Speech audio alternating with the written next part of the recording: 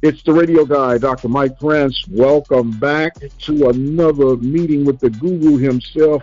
That is none other than Coach Van Pettaway. Coach, how you doing today, sir? I'm doing fine, Dr. Prince. I'm looking forward to another day that he has given us, and I'm happy, and I am also very inquisitive as to some of the things that have happened today. Well, no doubt you're talking about the latest move as we're making this recording session. It's just been announced that Fred McNair is moving from Lawman, Mississippi to Houston, Texas to take over the head coaching duties at Texas Southern. What do you make of all that, Coach? I think in terms of Coach McNair, I think he's a proven winner. I'm a little shocked. I thought that he had done enough for Alcorn to where he's the kind of guy that you would, if you can have a lifetime contract, he would be one of the people that's considered for that. But in today's market, you got to go while the iron is hot. You go while the iron is hot, but I'm also thinking too, and I'm not going to be pile on administration day, but sometimes you get different administration that appear to be good by the powers that be for that position, but when they don't really understand the core and the landscape of what's going on and the who's, and not that anyone is untouchable, but, you know, if you remember, Coach, about a year and a half ago maybe, yeah. There was some disgruntledness coming out that there were signs and whispers that he, talking about Coach McNair, might be headed to Bethune-Cookman. Right, and then when, you know, the handwriting is somewhat on the wall, when you're in the final year of your contract and there's no negotiation before season or mid-season about an extension. And, you know, so I guess it can kind of rub you both ways. I know the Brave Nation, they would think, oh, he's just using Texas Southern to get more money out of Alcorn, which may have been a tactic. Then saw that, hey, they think I'm playing chicken, so we'll see who's going to blink first.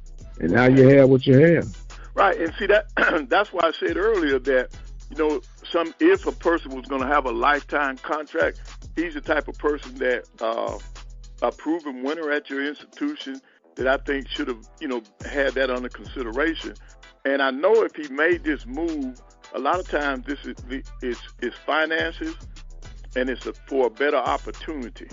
But I felt like the Brave Nation could have come together, and they may not have been able to match what Texas Southern was offering, but I think they could have made him comfortable enough to where he could have stayed. Yeah, because when you look at the legwork that he's done, and in comparison to the budgets alone between Alcorn and Texas Southern, Alcorn athletic budget, believe it or not, Coach, was $7 million in comparison to almost $13 million for Texas Southern.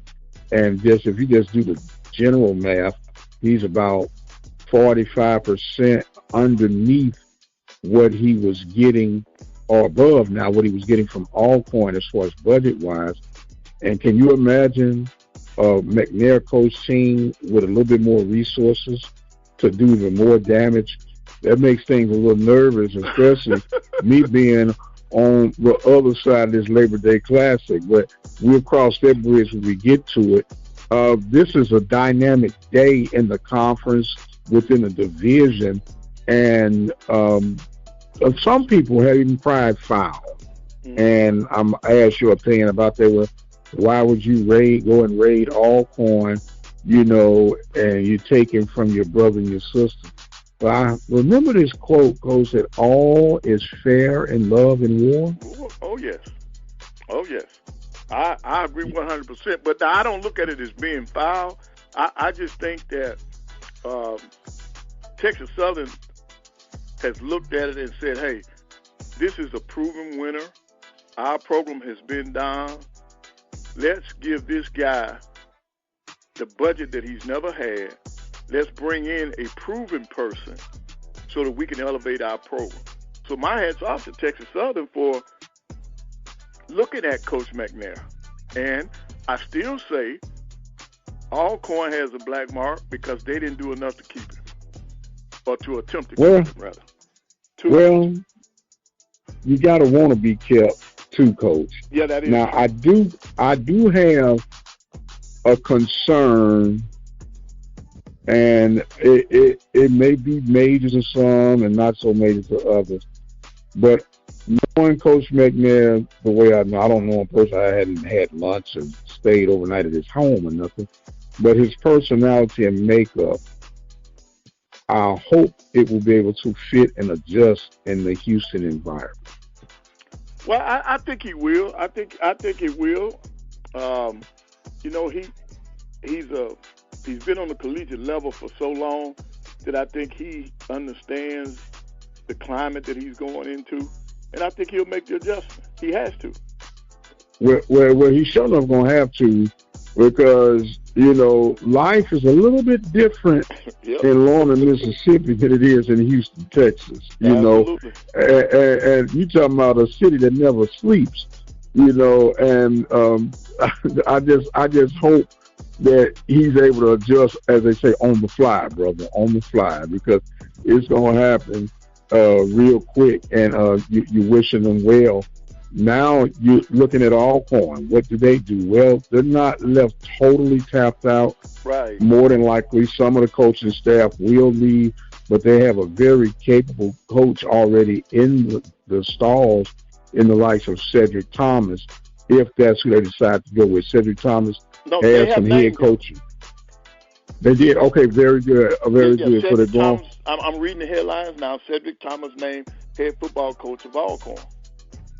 Okay, that is a very caliber pick for Alcorn to remove. And if I might say, it will put you in a McNair prototype replacement, if that makes any sense. Mm-hmm. This was his second stint with Alcorn. He had left to go and take the head coaching job at University of Arkansas at Pine Bluff, did a wonderful job.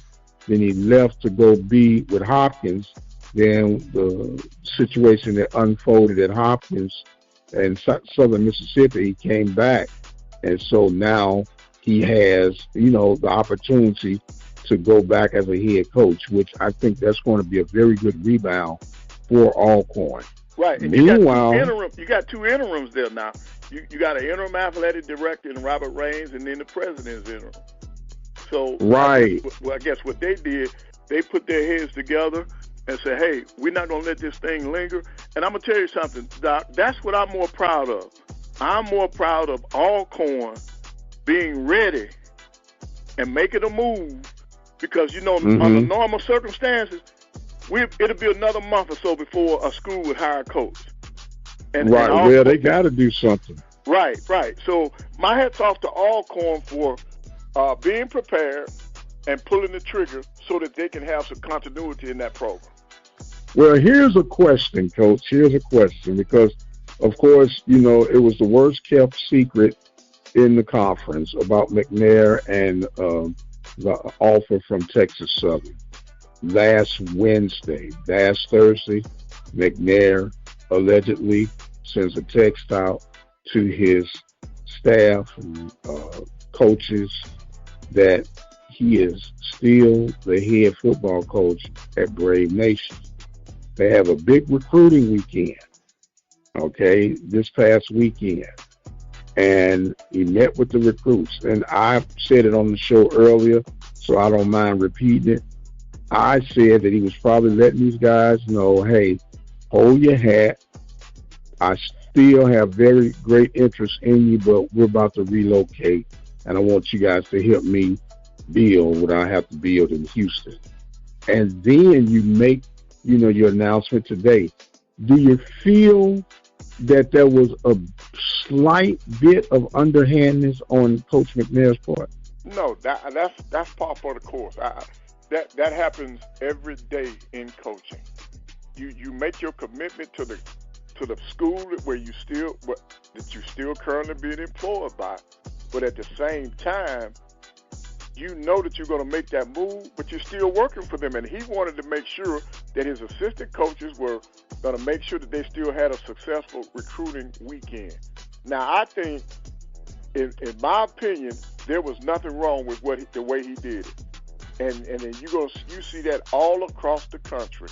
When one coach leaves to go to another place, some of the recruits that they recruited for that program that they left, they go with the coach.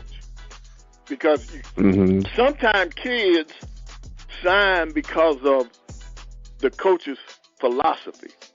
So if that philosophy leaves, they follow the philosophy. Now, all of the kids that were there for that weekend aren't going to leave, but there will probably be a couple that will say, no, I want to play for Coach McNair because I like this and that. I like the way he does this and that fits me as an athlete.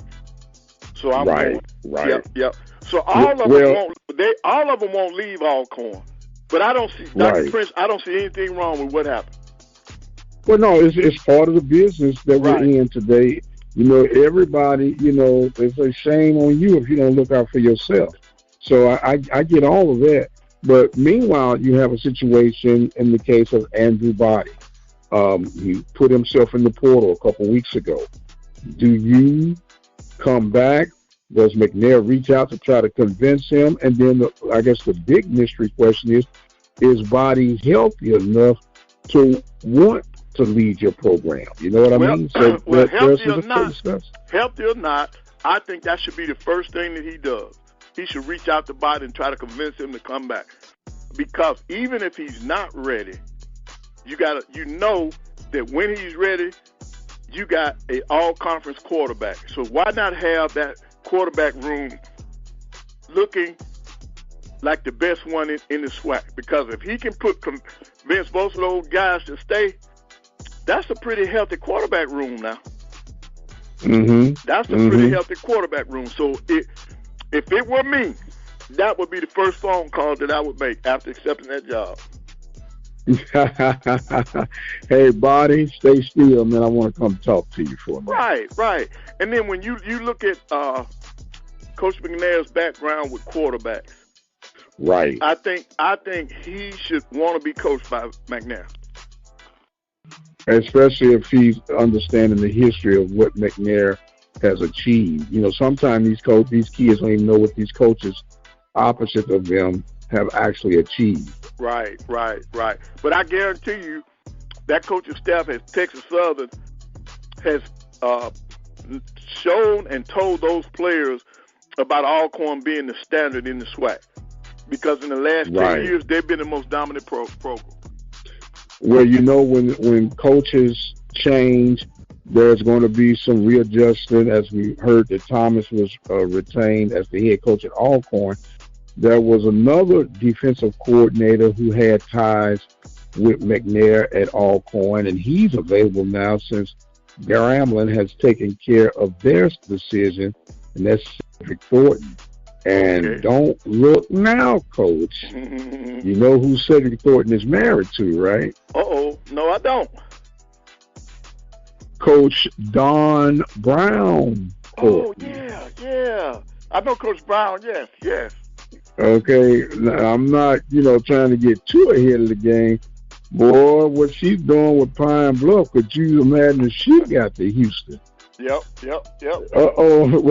won't kick that one too hard. But it's just something to think about, man. So you talk about everybody gonna have their head on a swivel. But then, Coach, here's another one that's been rumbling real hard as far as assistant coaches.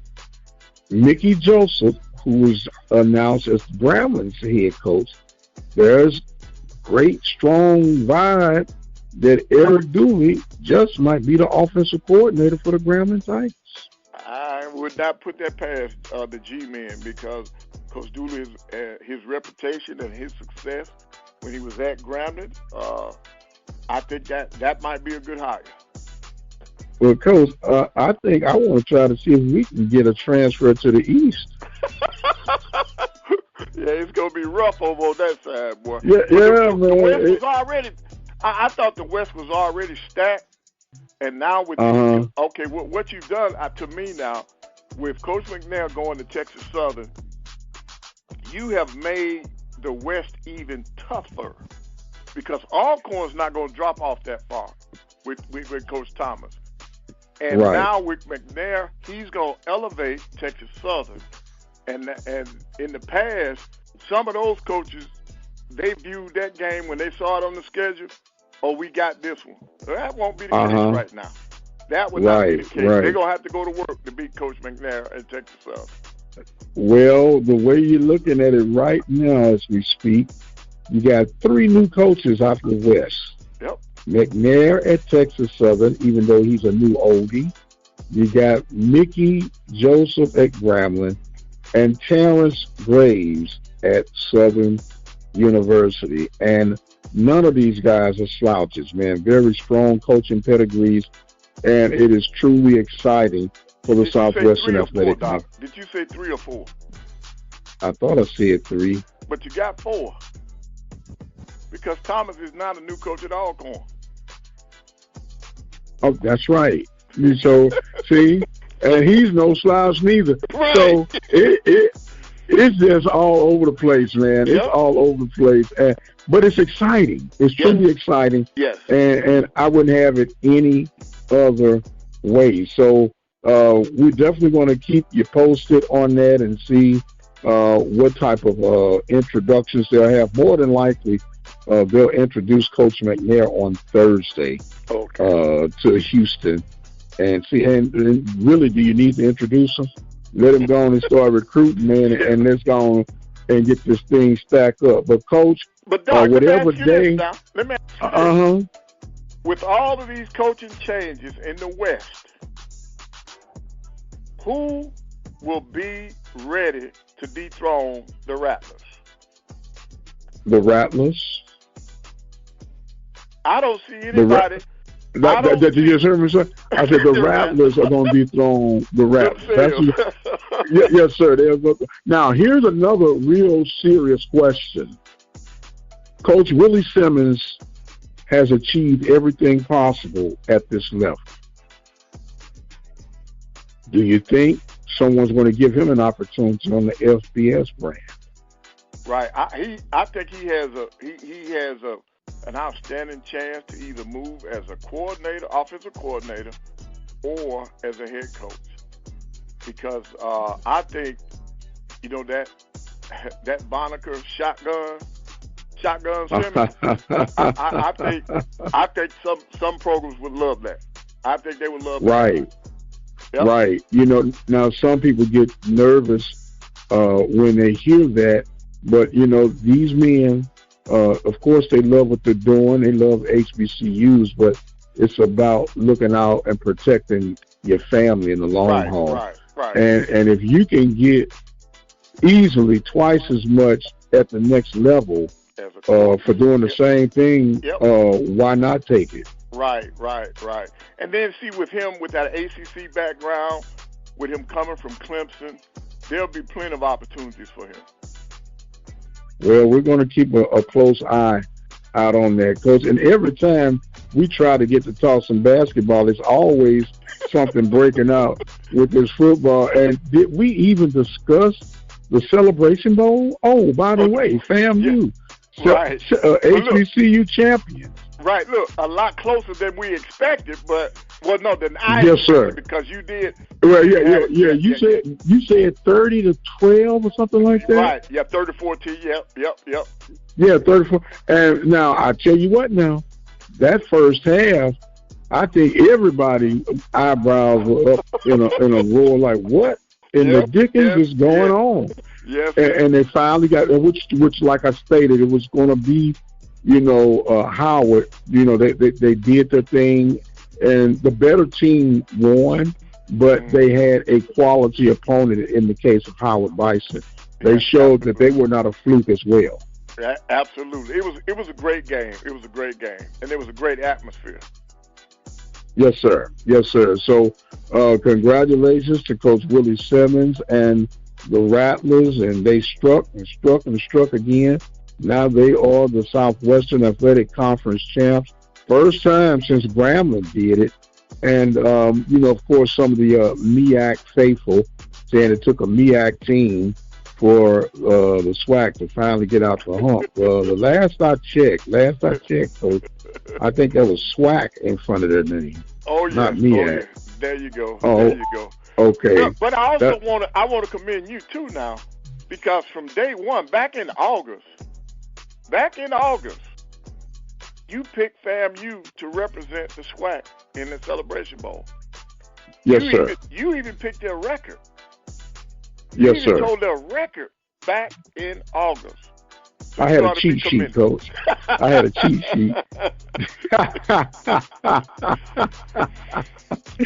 Yeah, no, when you look at them and understanding the philosophy and understanding the character of Coach Simmons, you felt mighty good about it. Now, when I first stated that back in August, I had some folks want to run me out of Prairie View. They probably still want to run me out of Prairie View for other reasons, but I'm here. You stuck with me.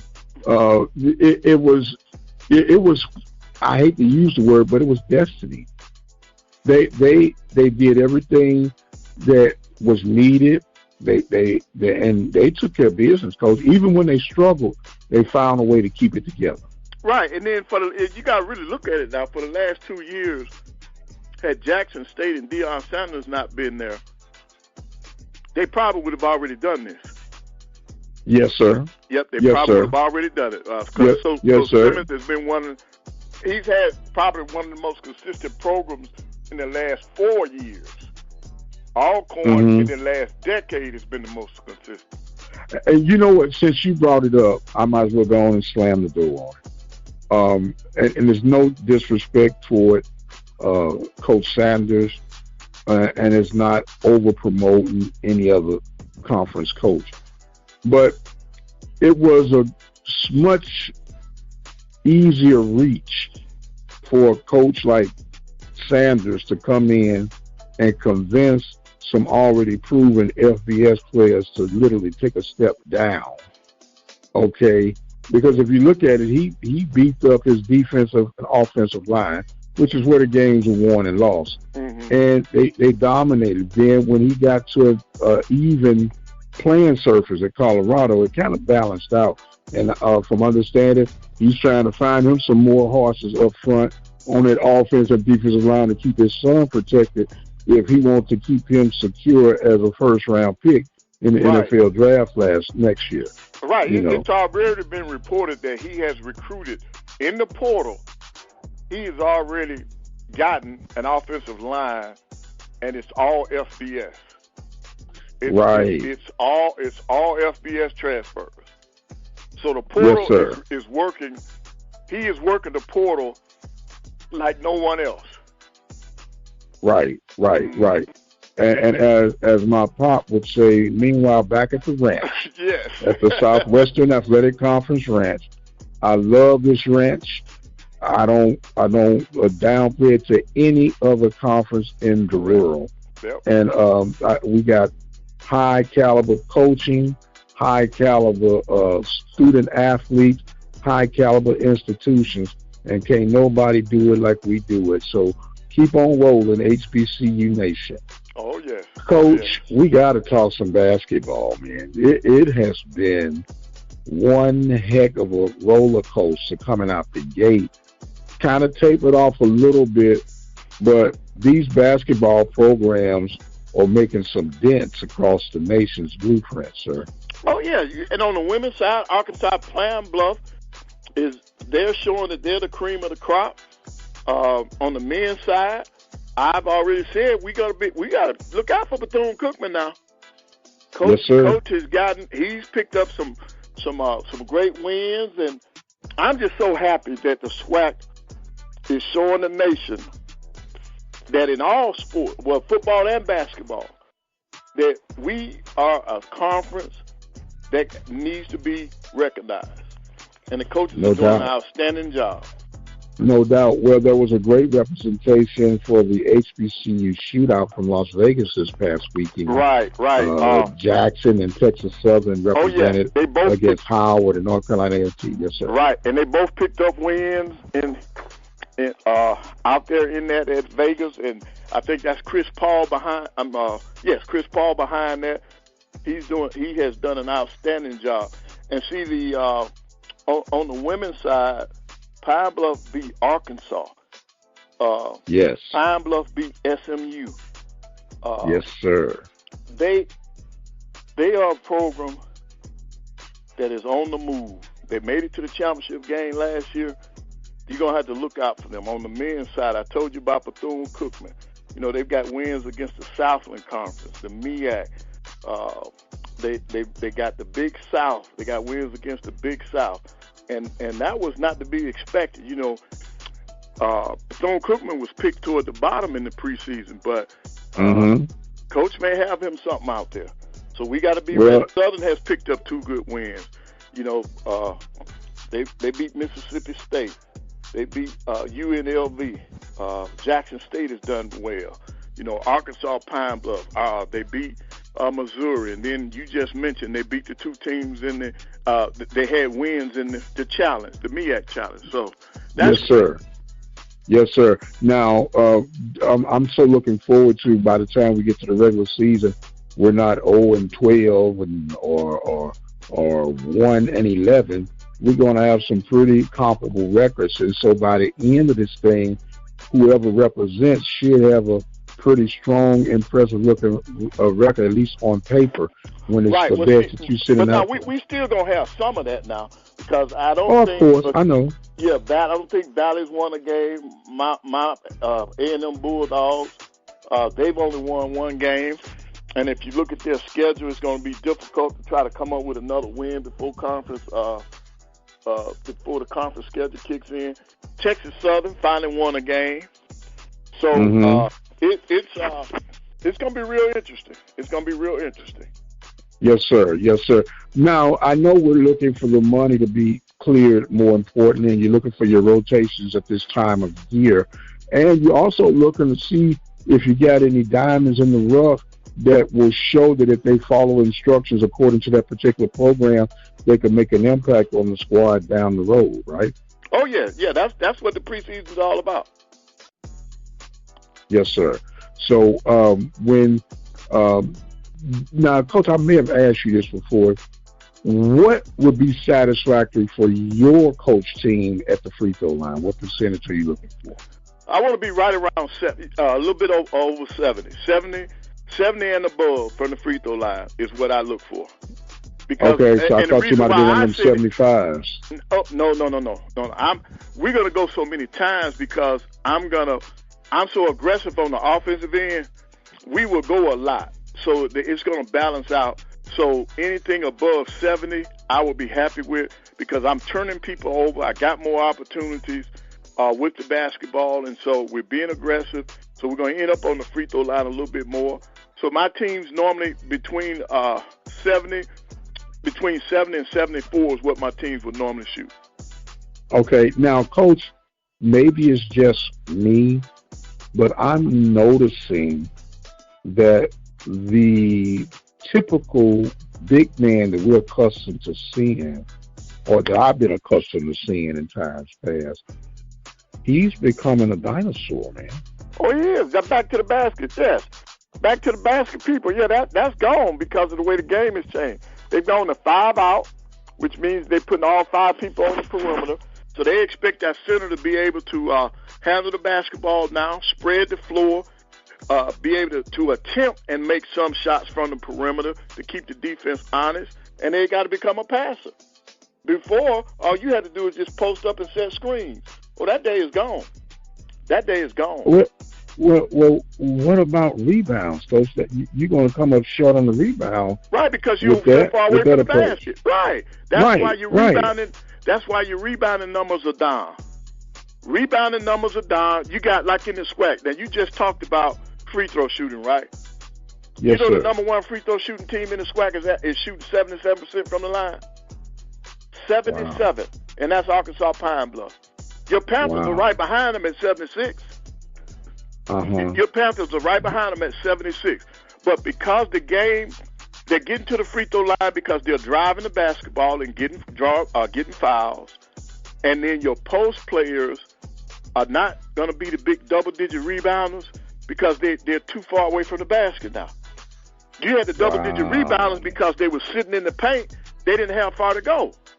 But now you got to come from the 3-point line to get a rebound. That's not happening with some of them big guys. Because if they big, that's too much work. To defend the 3-point line, then get in the paint for a rebound, that's too much on them. Right. And you would even think, even if they do have ball handling skills, with your big men being somewhat, most cases, 1.5 feet, even 2 feet taller, that would, to me, create more opportunities for steals to come. Right, it should. It's just going to depend on how athletic they are. Yep. But you have hit the nail on the head. The game has changed. If I were coaching, I still would have that low post presence, but I also would be versatile enough to where if I had to play 5 out, I could. So you would rely more on a high-low game? Yes. I would still go high-low. I think some of the teams that are successful, like, in Division I, Purdue is successful because they high-low. They got big guys. Right. Edie's not going to stay on that perimeter. They're going to post that guy. And they've been very successful. They have now retained the number 1 spot in the country because they go through Edie. And there are not many teams.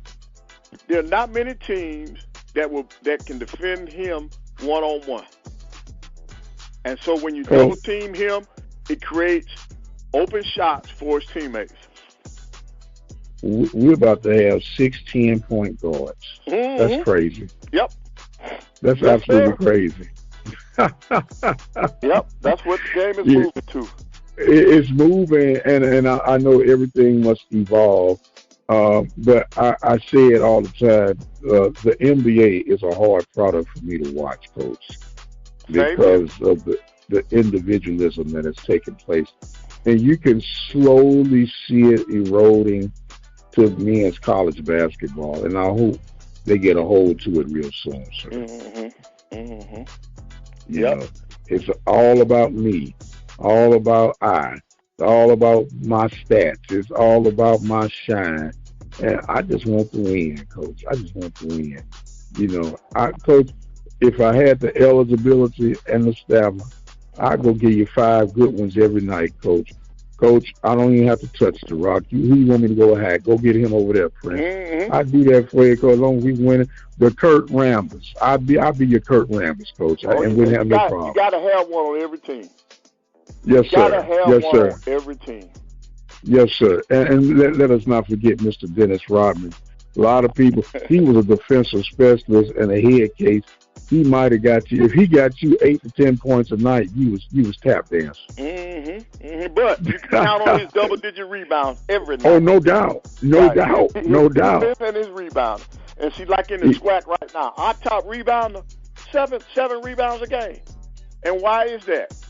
Because of the offenses that they're running. They're not in the paint. I think it's the kid from Prairie. Oh, from Prairie View, yeah, Miles. Miles is leading he's leading the conference in rebounding at 7 a game. You do not have a double-digit rebounder because they're not in the paint.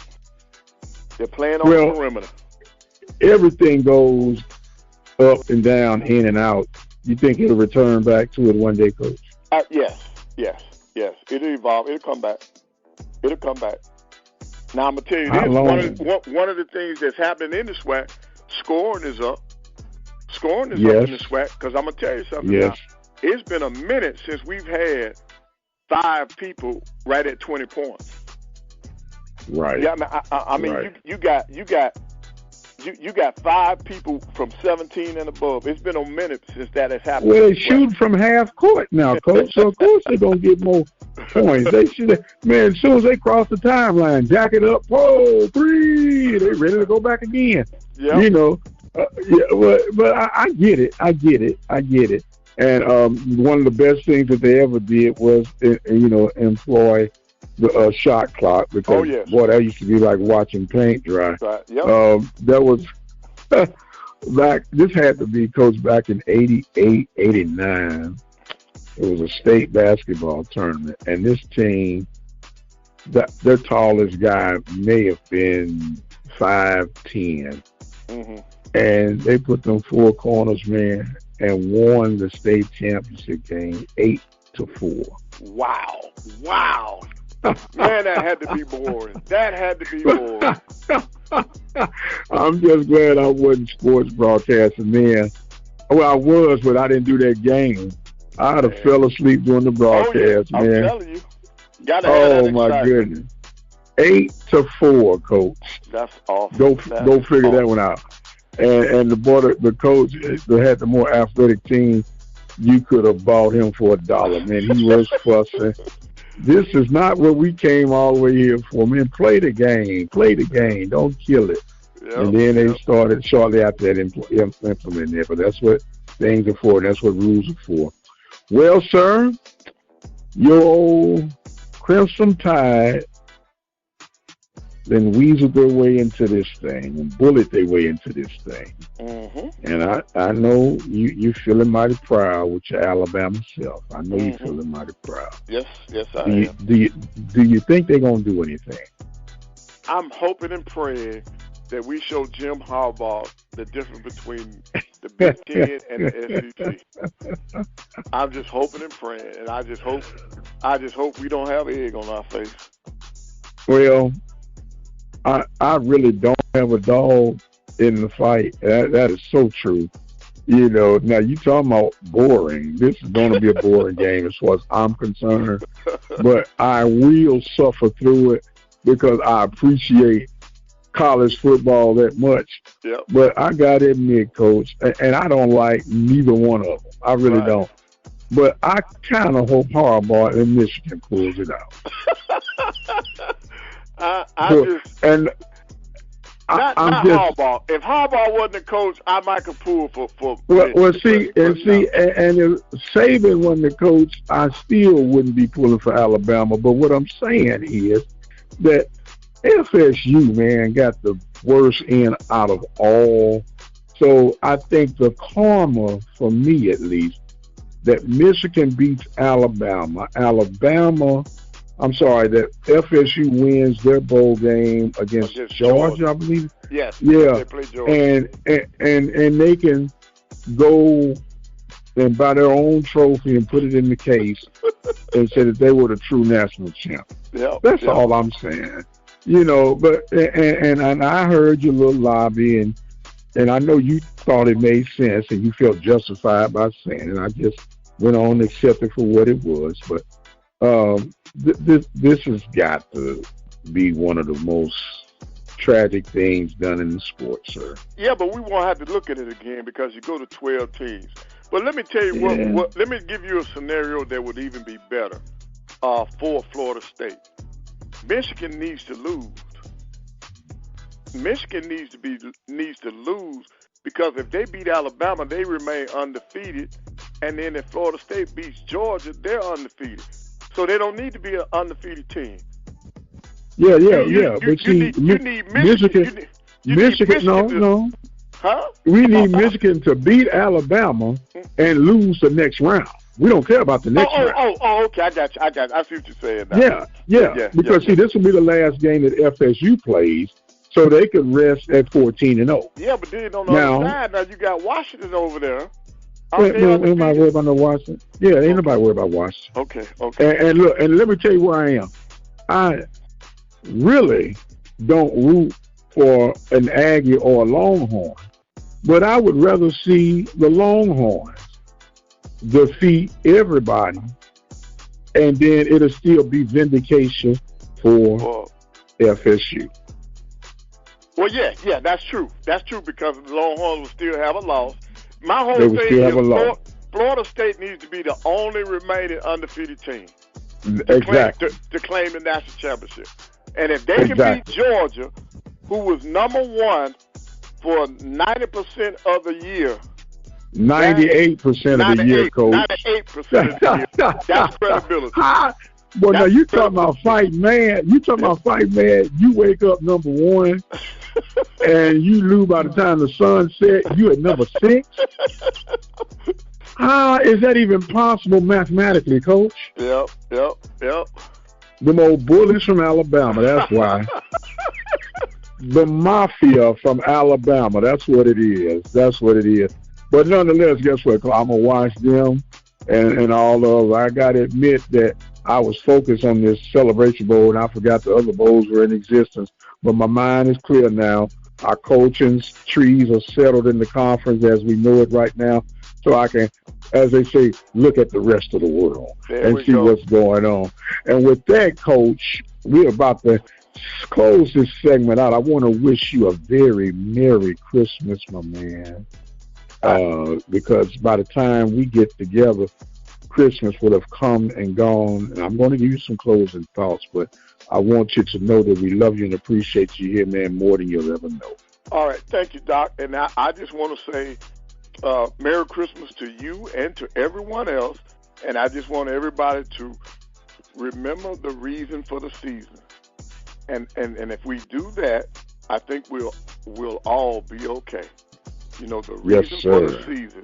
And I want to continue to encourage you to keep doing what you're doing. And thank you for accepting your assignment. Yes, sir. Well, thank you for being a part of it. Alabama's still mafia, but we'll get over that after a while. But you enjoy your family, sir. Enjoy the friends and the food and everything that comes with it. And as you mentioned, don't forget the reason for the season. He is the guru, Coach Van Pettaway, and I am the radio guy, Dr. Mike Prince. We thank you guys so much for joining in with us, man. A lot has happened, and I think we got it all covered, Coach. Yes, we And with that being said, we're going to say be blessed, and we'll see you on the other side.